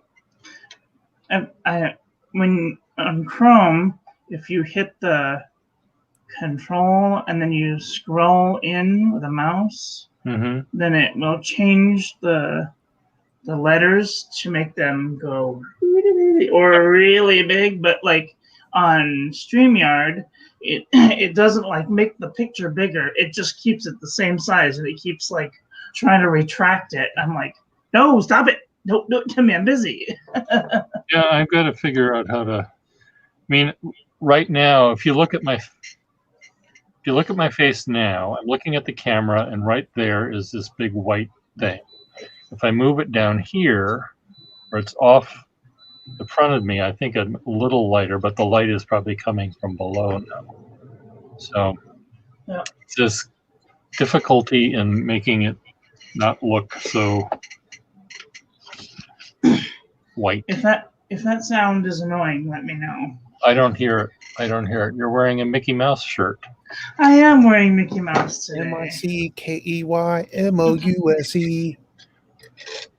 I'm going to talk to my 3/4 roommate to see how things are going. I'll be right back. You guys chat. Today I bought some Lamy booklets on Amazon. Have you ever seen their ruling? They call it Lamy ruling. Let's see if I can zoom in really quick. I have a few Lamy pens, but I don't have anything else by Lamy. I don't have any of their inks or papers or anything. This is what they call Lamy ruling. It's like graph paper, but it's kind of like darker lines. Yeah, it's like the paper you use to learn cursive on. Right, exactly. Yeah. This is what I've been looking forward to, like trying to get some good Spencerian script in. Oh, Mouse has got a new sentence for us. Don't ice the salty fish, so all orange pieces taste insufferably salty overall. Oh, gee. I'm not good at those types of things. We've been goofing off. Apparently, me and Mouse love these little sentence games. They're fun, but it would take me days to come up with a proper sentence. English wasn't one of my fondest memories. Well, I've explained to y'all before how like math is like easily my worst subject. Like science and other things, Yeah. spelling, language, stuff like that, I'm pretty good at. But numbers, oh no, I'm terrible. Yeah, everybody has their strong points. I remember being in grade school and I'm like, well, I got to learn math just to get through school. So I'm going to learn the bare minimum I needed to know. That's right. And, how to use a calculator to figure the rest out. Yep. That's basically if I can how get that you do far, it. I should be okay. Yep.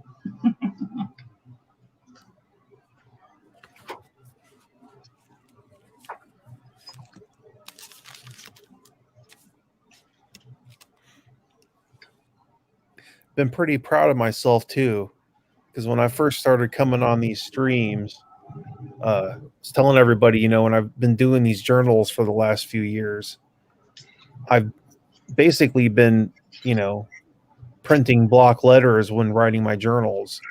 Mm-hmm. For about the past week, I've been writing exclusively in cursive again.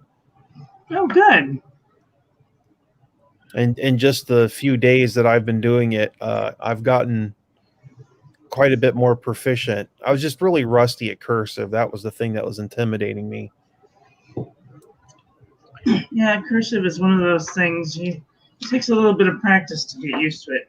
I mean, my general cursive sucks, as you see. It's pretty garbage. Mine's not great either, but slowing way down, like actually trying to do a letter. I do find it interesting, though, that my particular style of cursive is not that much different than what they taught me in school. But even though I probably haven't done it consistently for 20 years at this point, it still looks very much like it did when I was in high school. Yeah. I just find that really interesting that the underlying style that I had, it didn't go anywhere. Hasn't changed, huh? Right. Yep. I know all about that. Mighty Mouse had another new sentence. Don't ice the salty fish so all orange pieces taste insufferably salty overall. Wow. So that's a good recipe. Here's a sample of my cursive from my journal here.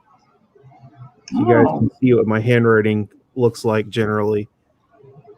Cool. That's good. Yours is much legibler than mine. Much legibler? Mm-hmm. Yep. I make mine as illegible as possible so people can't tell what the hell I'm writing. Well, that's really bad. Well, the weird thing was when I started journaling, I had it in my head for some reason and I wanted to go real fast and get my ideas on paper as quick as I could. Right. But then I realized I'm already using fountain pens. What's the difference if I take my time, Yeah. Go a little slower, be a little calmer, collect my thoughts a little more. I find that sometimes you lose the thought once that happens. Ever since I did that, I don't know. It seems like the stuff that I end up writing is better too, because I'm not just, like I can still do stream of consciousness, just random whatever pops in my head writing. It just tends to be a little more focused and less scatterbrained. So I'm sure anybody that knows me at this point can realize that I do tend to be more than a bit scatterbrained. I was one of those physicians that carried a tape recorder around just so I could remember what the hell happened. Well, if you want more tape recorders, I have a huge collection of them. Oh, no, I don't use tape recorders anymore. I use my phone, but Thank And you. one of my other random hobbies and collections that I have is I collect those little micro cassette voice recorders. Oh, that's brilliant. I have like 100 of them at work. I wish I had purchased, when I could have had done so, a Edison cylinder dictaphone. And it was this beautiful black enamel thing on wheels that would sort of a little larger than a little smaller than a typewriter maybe. And it had a little mouthpiece you'd talk into, and then it would record your voice onto these They were special recordable cylinders. well, they weren't cylinder. They were reusable. They were sort of Tapes. they were sort of like a piece of tape, a square piece of tape you'd put on a cylinder somehow. Oh, like a sheet of acetate or something. Yeah, like a sheet of acetate, and then you would record your message for the secretary to. I seen a video once. There's a guy that makes new Edison cylinders that you can record on using a special Edison reproducer machine. It's not a playback horn, it's an actual recording horn. Yeah.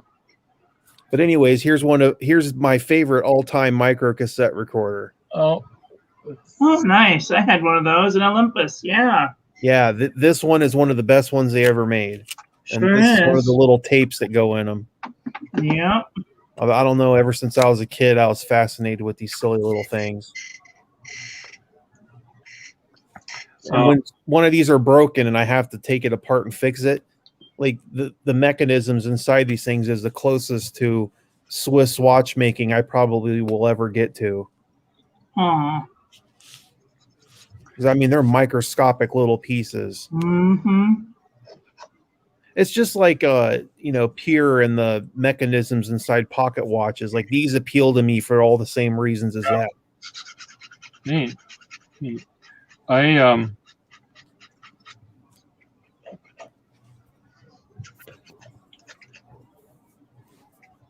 was going to say something and I've forgotten. I know. I thought it would be interesting to record the directions on how to care for a fountain pen and play it to my customers, as if it was an original 1920s wax cylinder, that I'm. Oh, yeah. Just a little bit of playful to it. I'm sure you could find some ad copy from a real 1920s, instruction pamphlet. Where's my thing here? Okay, let me just go to eBay and see if I can find a dictaphone. Let's just see if there's any that are people. Well, if you look up dictaphone, you're bound to come up with a million results for these things. Yeah. Yep. Dictaphone. Am I looking under eBay? Yeah, there they are. There's a million of them. That's not what I want.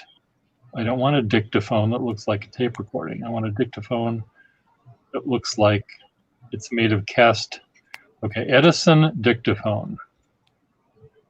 Yeah, that's what you'd want to search for. Edison, Edison dictaphone. I always thought dictaphone was such a naughty word. Yeah, it can be. Am I looking under eBay? I am looking under eBay. Cancel. Shopping cart? No, I don't want that. Okay, I'm going to look. They made all kinds of machines over the years for recording, dictation. They had ones that recorded on flexible plastic round cylinder sheets. They had ones that recorded on these magnetic belts. Yeah. Actually, famously, here's a dictaphone that I can buy. Yeah. For how many millions of dollars? $300. Oh my God. And it's only $1,000 shipping. $295 or best offer. Local pick. Oh, it's in Maine. It's a an hour away from here. I'm feeling the Picard coming on right now.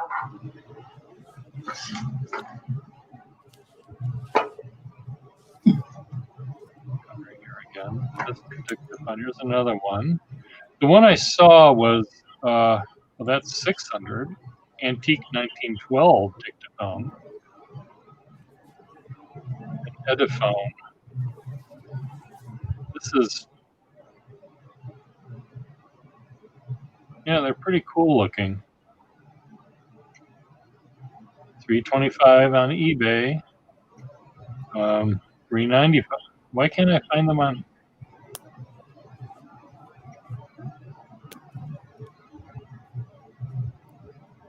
Mighty Mouse says, I tried to laminate plasticine. Whoops, now I know exactly how a laminating machine works, but I burnt my fingers. That's not good.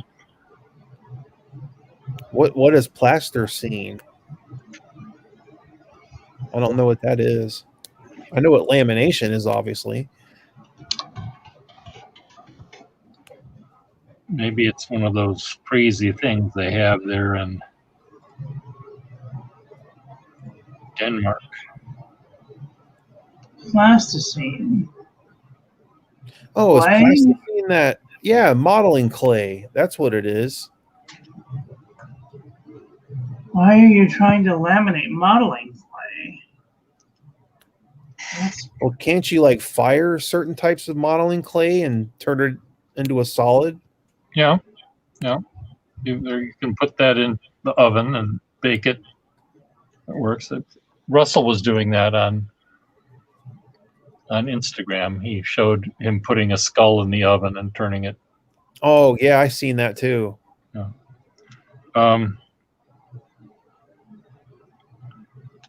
Well, yeah, I would say sculpting is not one of my strong suits. No, it's not one of mine, certainly.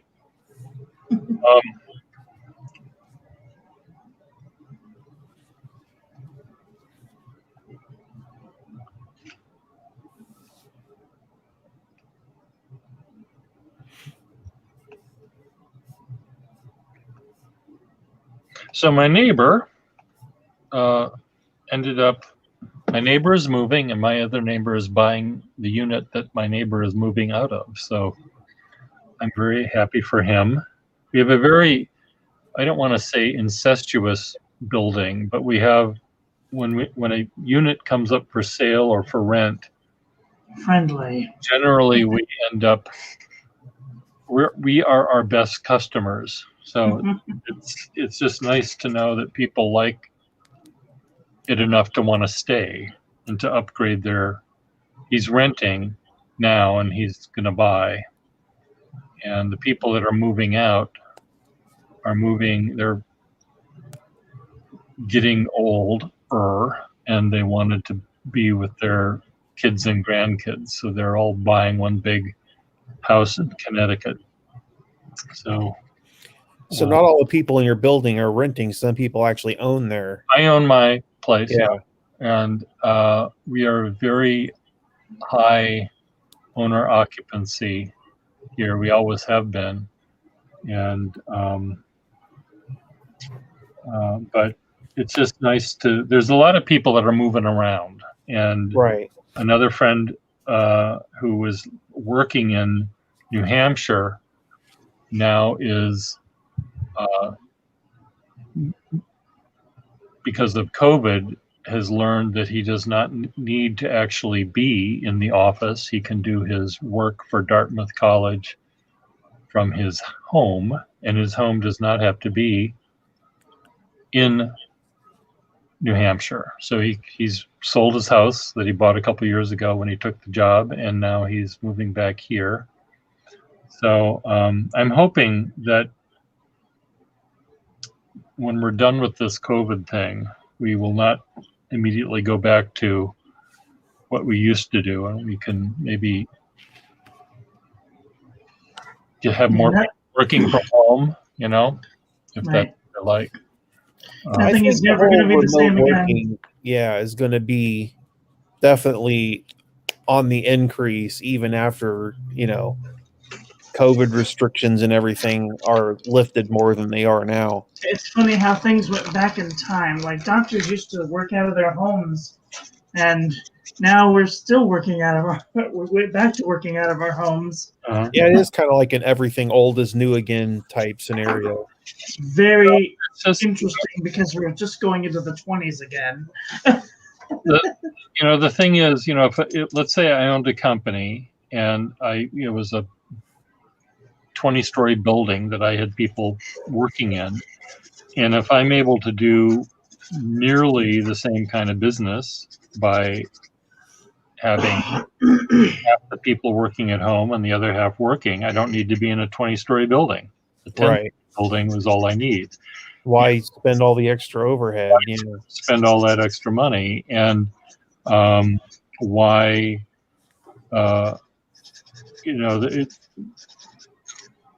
These are accounting jobs. These are desk jobs that people can do on their home computer. These aren't manufacturing jobs, obviously, and restaurants and stuff. That doesn't work quite right. But there are many jobs like the one that Tim has working for Dartmouth at the getting alumni to donate money, research and development or whatever they call it, and begging. That's what it sounds like.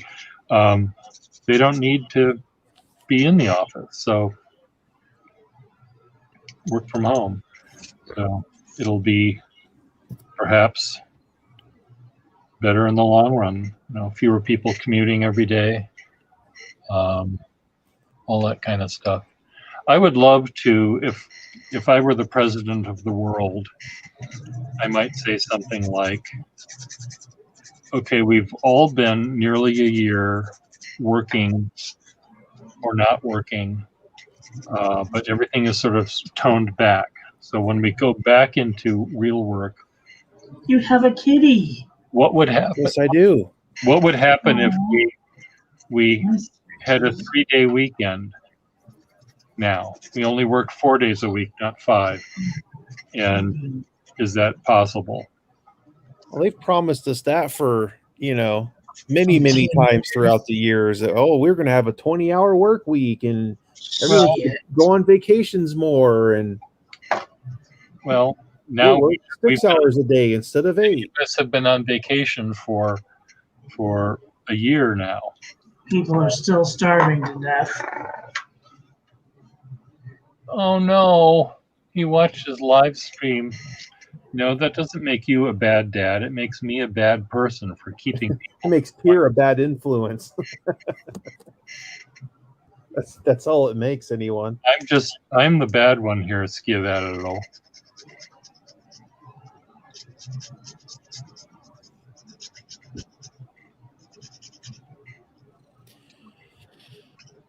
Well, I think my kitty's trying to tell me she needs some food.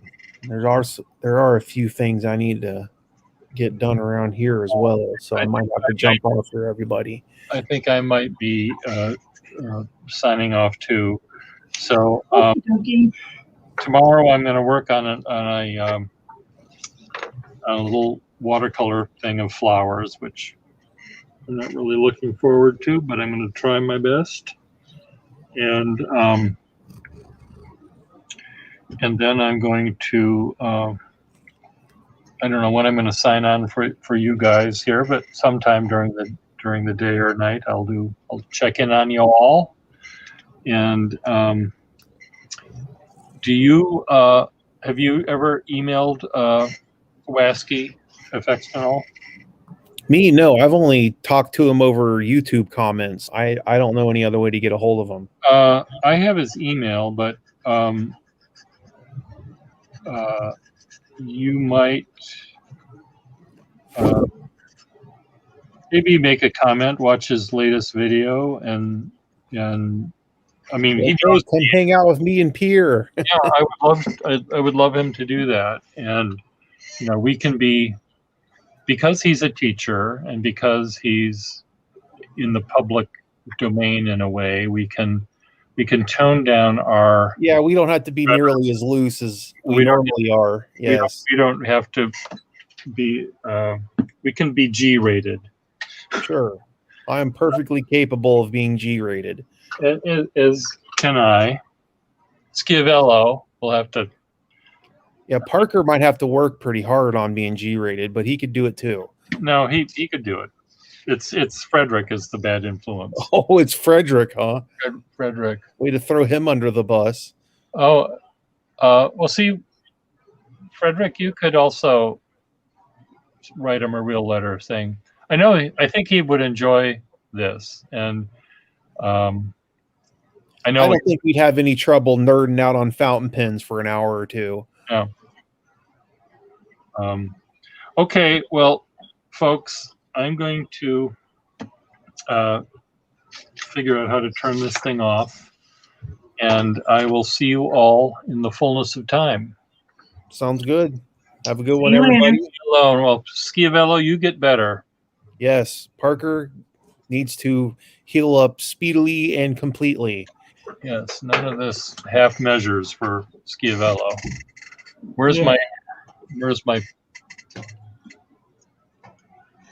okay. Bye. Nerd out. Okay, bye. See you later.